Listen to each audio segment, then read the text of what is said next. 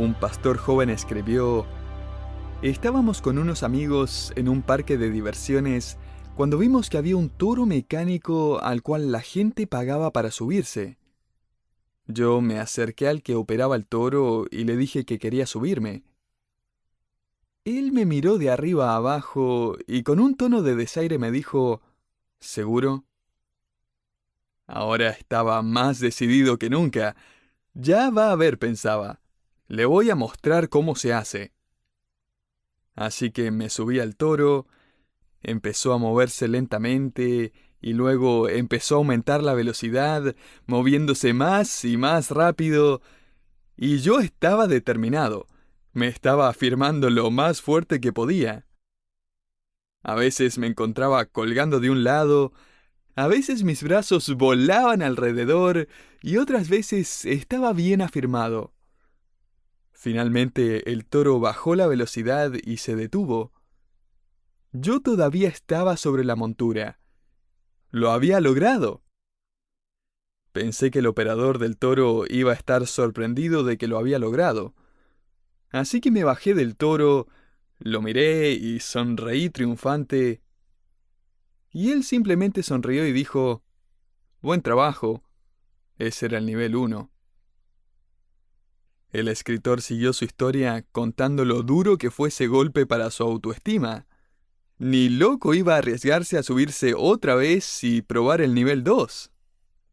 Él admitió lo que él necesitaba era un poco de honestidad y sobre todo humildad. Generalmente hablamos acerca de que nuestra cultura cada día es menos honesta, menos educada, menos respetuosa, menos piadosa, menos sacrificial, menos pura.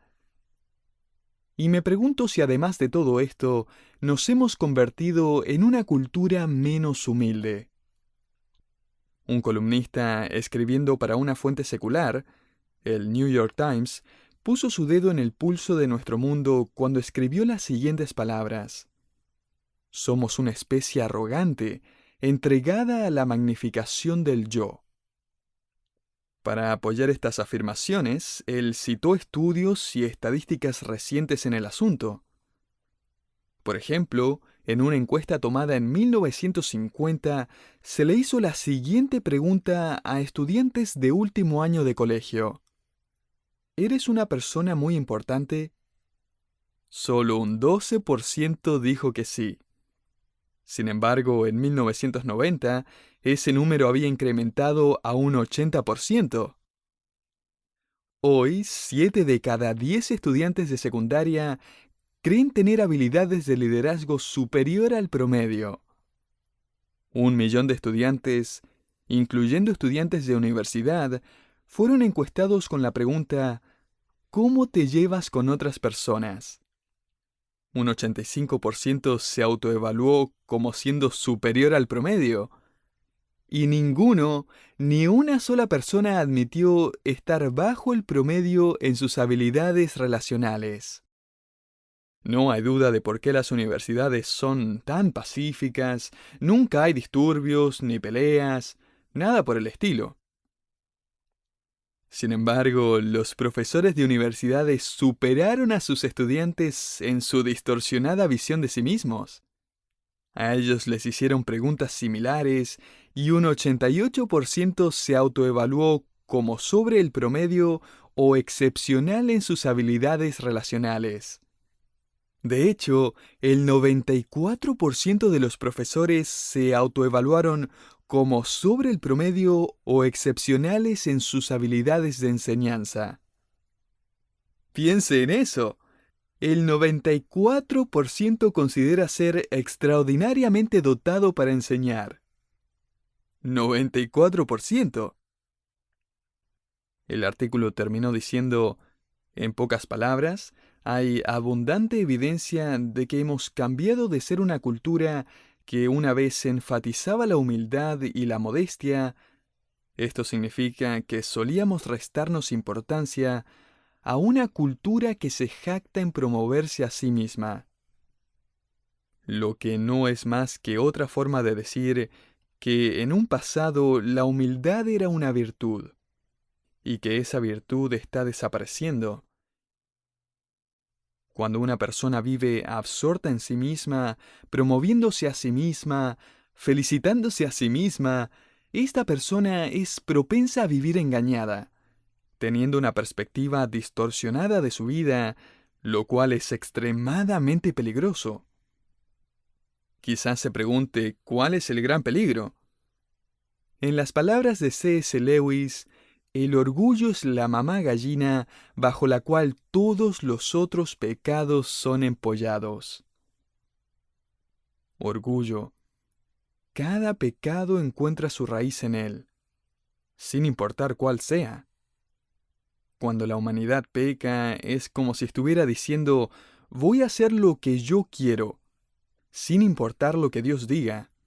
Yo voy a ser el amo y el jefe de mi propia vida. Y este no es solo un problema de nuestra cultura el día de hoy. La verdad es que ha sido un problema en muchas otras civilizaciones en el pasado. El problema es que la ceguera del orgullo toca la puerta de cada iglesia y de cada cristiano, y ésta es capaz de engañarnos con facilidad. Hoy vamos a ver a partir de nuestro estudio de la palabra de Dios que Él quiere dirigirnos y guiarnos hacia una mayor humildad. No es suficiente el solo reconocer que todos luchamos con el orgullo y el yo. Necesitamos la dirección de la palabra de Dios para guiarnos a una vida de humildad. Pensando en esto, abramos nuestras Biblias en Filipenses capítulo 2. Durante los próximos programas en nuestro estudio de Filipenses, estaremos tratando con este tema de la humildad. Ahora, antes de empezar nuestro estudio, es importante entender que la humildad, según la Biblia, no significa tener una baja autoestima, apocarse, pensar que uno es la peor persona del mundo. De hecho, eso aún puede ser una forma de orgullo para tratar de llamar la atención. Una humildad verdadera, Andrew Murray escribió, no es pensar en uno mismo de forma negativa. Humildad es cuando uno simplemente no piensa en sí mismo. En este capítulo, el Espíritu Santo, a través del apóstol Pablo, va a mandar y requerir humildad de parte del cristiano. Va a ilustrar lo que es la humildad con el ejemplo de Jesucristo. Y nos va a dar aplicaciones de cómo ser humildes. Así que Pablo comienza con una serie de afirmaciones, empezando en el versículo 1. Por tanto, si hay alguna consolación en Cristo, si algún consuelo de amor, si alguna comunión del Espíritu, si algún afecto entrañable, si alguna misericordia, completad mi gozo. Si prestó atención, se habrá dado cuenta que Pablo comienza con 5 frases condicionales. En el idioma original, estas frases son lo que los lingüistas llaman cláusulas condicionales de primera clase. Obviamente ahora a todos nos quedó más claro. Sin embargo, es importante saber qué significa esto, porque a simple vista uno podría pensar que Pablo está dudando de las afirmaciones que acaba de hacer, como si dijera, quizás no haya consolación en Cristo, quizás no hay un consuelo de amor, o una comunión del Espíritu, o algún afecto entrañable, o alguna misericordia. Pero si es que la hay, completad mi gozo. No, eso no es lo que Pablo está diciendo.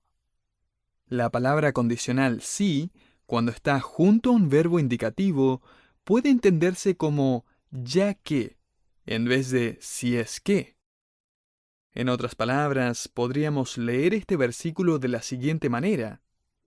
Ya que hay consolación en Cristo, ya que hay consuelo de amor, ya que hay comunión del Espíritu, ya que hay afecto entrañable y ya que hay misericordia, completad mi gozo.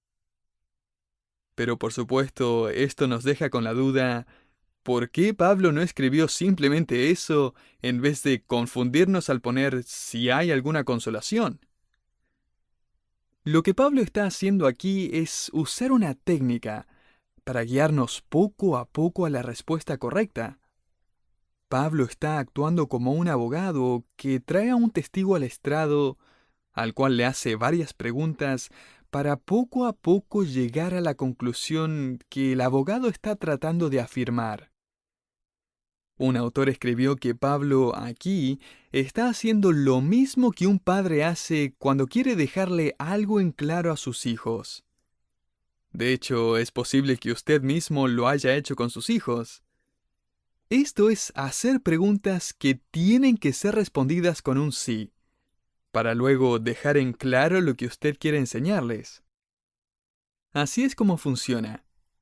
Le pregunta a su hijo algo como, «Hijo, ¿te preocupas por los sentimientos de tu hermanita? ¿Acaso no la quieres?» «Sí, más o menos». «Ok, entonces, ¿no crees que ella se sentiría mejor si dejaras de atropellar a su muñeca favorita con tu camión de juguete?» «Puede ser». «Tú quieres que ella esté orgullosa de su hermano mayor, ¿no es cierto?» «Sí». «Bueno, si eso es cierto, ¿por qué entonces no sales al patio y actúas como un buen hermano mayor, del cual ella pueda estar feliz y orgullosa?» Eso es lo mismo que encontramos aquí en Filipenses. Si es que todo eso es cierto, entonces esto es lo que debería suceder. Esas 5 frases no son posibilidades, son verdades absolutas. Podríamos parafrasear lo que Pablo escribió de la siguiente manera. ¿Hay alguna consolación en Cristo? Sí. ¿Hay consuelo en su amor? Claro, por supuesto. ¿Hay comunión en el Espíritu? Sí, sí la hay. ¿Hay algún afecto entrañable o misericordia de parte de Dios? Absolutamente. Bueno, si todo eso es verdad, y ciertamente que lo es, entonces completen mi gozo demostrando humildad en unidad. En otras palabras, si esto es verdad, y si esto otro es verdad, y si esto otro también es verdad, entonces hagan algo al respecto. Como verá, estas frases no son solo realidades espirituales, estas deberían ser la experiencia de cada cristiano. Así que le invito, querido oyente, a que estudiemos cada una de estas frases con mayor detenimiento. En primer lugar, Pablo habla de una consolación en Cristo. La palabra consolación viene de la palabra griega paraklesis, y puede ser traducida como ánimo, consuelo, exhortación. Esta tarde voy a estar en un funeral para un hombre que aceptó a Cristo solo 10 meses atrás. Un hombre judío al que veía cada vez que pasaba por un concesionario de autos. Él era el gerente de ventas y había visitado nuestra iglesia un par de veces cuando sus hijos eran pequeños. Cuando conversábamos, yo metía el tema del Evangelio y luego lo invitaba a la iglesia, pero siempre su respuesta era, «Oh no, el domingo es el día perfecto para ir a jugar golf». Había perdido contacto con él hasta que hace 10 meses atrás, su hija Jessica, ahora una mujer casada, me escribió y me dijo, «No sé si se recuerda de mi padre, pero él contrajo cáncer y se encuentra en su última etapa, y creo que él quiere conversar con usted». Fui a visitarlo, abrí mi Biblia y le expliqué el Evangelio, y le pregunté si había entendido y quería que Jesús fuera su Salvador. Con lágrimas sobre sus mejillas dijo que sí, y vaya cambio que hubo en su vida. De hecho, asistió fielmente a nuestra iglesia y se sentó en las bancas del frente hasta que su salud no le permitió hacerlo ya más. Antes de que viajara a Israel, la familia me informó que lo habían tenido que internar. Él se encontraba ya en estado terminal. Así que lo fui a visitar al hospital y le dije, «Hey, voy a viajar a Israel, la tierra de tus ancestros, el lugar donde un día vas a vivir por siempre con Cristo». Le leí la descripción de Juan de la Nueva Jerusalén, la ciudad santa, en Apocalipsis 21 y 22. Vi cómo Eric se llenaba de gozo mientras le leía la Biblia.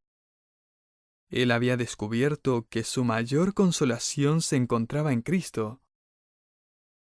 Más adelante en Filipenses vamos a encontrar que Pablo nos manda a compartir estas buenas nuevas y no simplemente a guardárnoslas. Esta es la idea aquí. Estas no son solo afirmaciones de realidades espirituales que encontramos en el Señor. Estas son noticias que debemos compartir, declarar y demostrar a todo el mundo. Encontramos a Pablo usando esta misma palabra consolación cuando escribe a los creyentes en Corinto. 2 Corintios 1, 3 al 4 dice: «Bendito sea el Dios y Padre de nuestro Señor Jesucristo, Padre de misericordias y Dios de toda consolación, el cual nos consuela en todas nuestras tribulaciones, para que podamos también nosotros consolar a los que están en cualquier tribulación, por medio de la consolación con la que nosotros somos consolados por Dios». Querido oyente, ¿sabe qué es lo que eso va a requerir?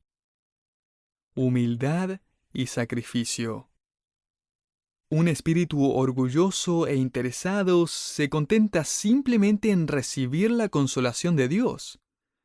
Pero el ver los problemas, la tristeza, ver los sufrimientos en la vida de otros e ir y ministrar y consolarles, eso significa que hemos quitado nuestra vista de nosotros mismos y hemos decidido levantar nuestra mirada, concentrar nuestra atención en los demás.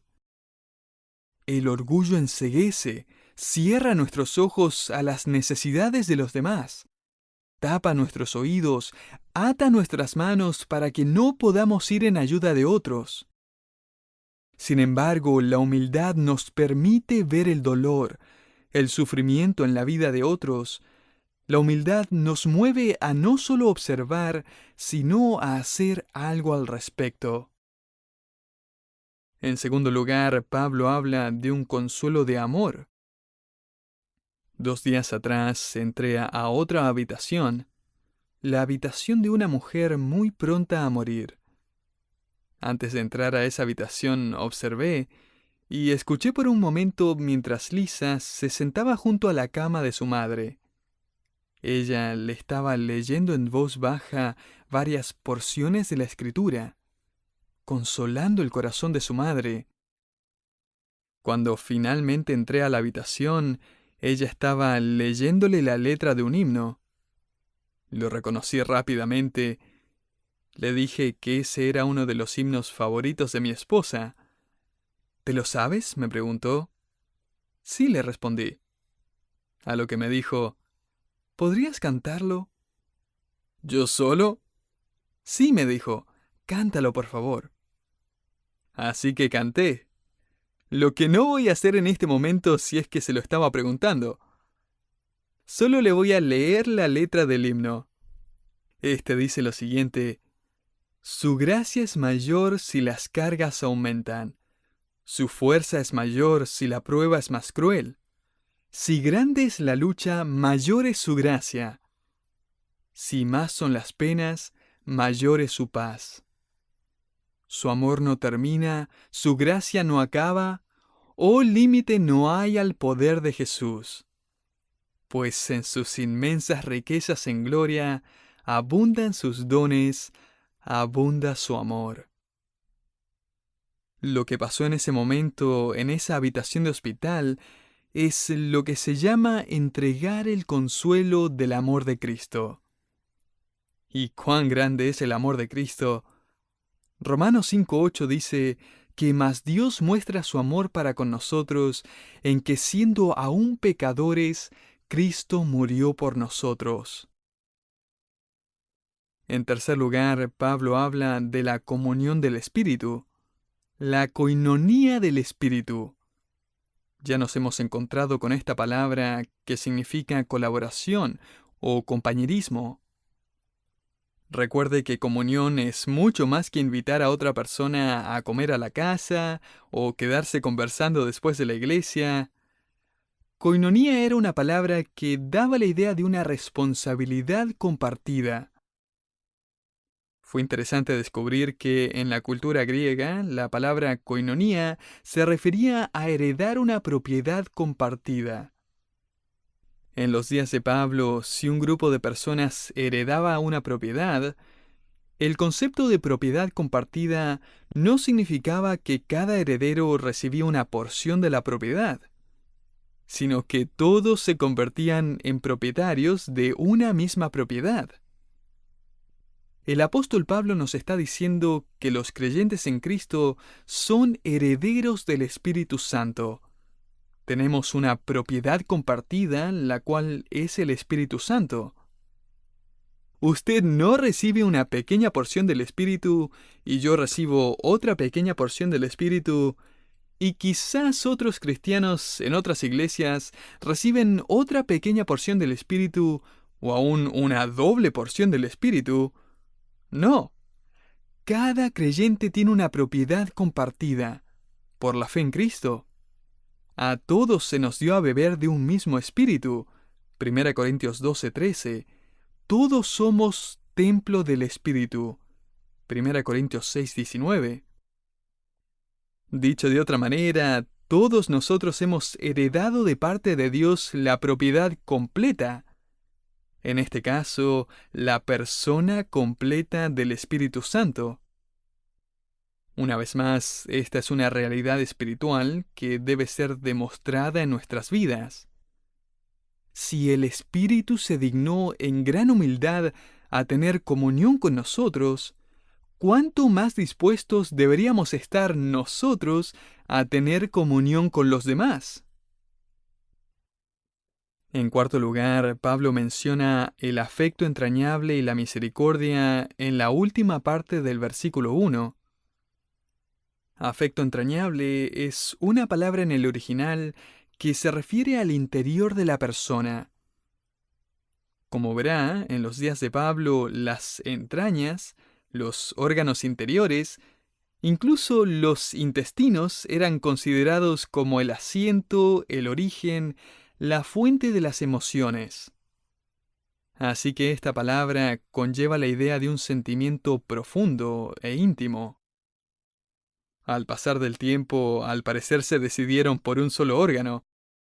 Es por eso que el corazón se convirtió en lo que conocemos como el centro de las emociones, lo cual me parece bien. La siguiente palabra que Pablo introduce aquí como una demostración de humildad es la palabra misericordia, que también puede ser traducida compasión. Un autor escribió que el afecto es la raíz y la compasión es el fruto. En otro contexto, Pablo usa esta palabra para hablar acerca de la compasión de Dios. Pablo escribe en 2 Corintios 1:3 que Dios es el Padre de misericordias y Dios de toda consolación. Pablo ahora deja en claro lo que quiere decir al comienzo del versículo 2. Completad mi gozo. Este es un imperativo. Completen mi gozo al estar unánimes. Ahora, podría parecer contradictorio que Pablo le dice a la iglesia que haga algo para hacerlo feliz, como introducción al tema de la humildad, de no pensar en uno mismo sino en los demás. Y es cierto, pareciera ser una contradicción a primera vista. Pero en contexto, Pablo está revelando la verdad de que existe un gozo que es mucho más profundo y mucho más dulce que cualquier deseo egoísta. Es la gracia de Cristo que cambia el corazón de una persona para que su gozo esté ahora sujeto al gozo de los demás. Un corazón que encuentra gozo en ver crecer espiritualmente a sus hermanos en Cristo. Pablo está diciendo, esto es lo que me haría más feliz en el mundo. Que ustedes demuestren la humildad de Dios el Padre, de Dios el Hijo y Dios el Espíritu Santo, demostrando su amor, ánimo, comunión y compasión en humildad. No pase esto por alto. Pablo está bajo arresto domiciliario, él está encadenado, bajo vigilancia, sin libertad de ir a donde quería, aislado de sus amigos, incomprendido por la iglesia en Roma. Y aquí él dice, lo que de verdad me haría increíblemente feliz sería que demostraran humildad. No pude sino pensar cómo completaríamos nosotros esa misma oración. Lo que realmente completaría mi gozo es, ¿qué pondría usted al final de esa oración? Lo que me haría realmente feliz en la vida es... Pablo está diciendo, lo que llenaría mi tanque de gozo no es salir libre de prisión, tampoco es recuperar a todos mis amigos, tampoco es recuperar mi reputación en Roma, tampoco es recibir un premio por servir a Cristo.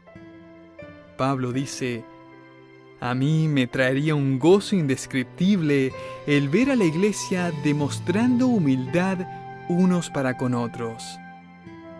Este es el corazón de un verdadero pastor. Esta es la pasión de un verdadero cristiano. Humildad es sin lugar a dudas la virtud que está desapareciendo alrededor nuestro. Es tiempo de recuperarla. Es tiempo de demostrarla en nuestra vida.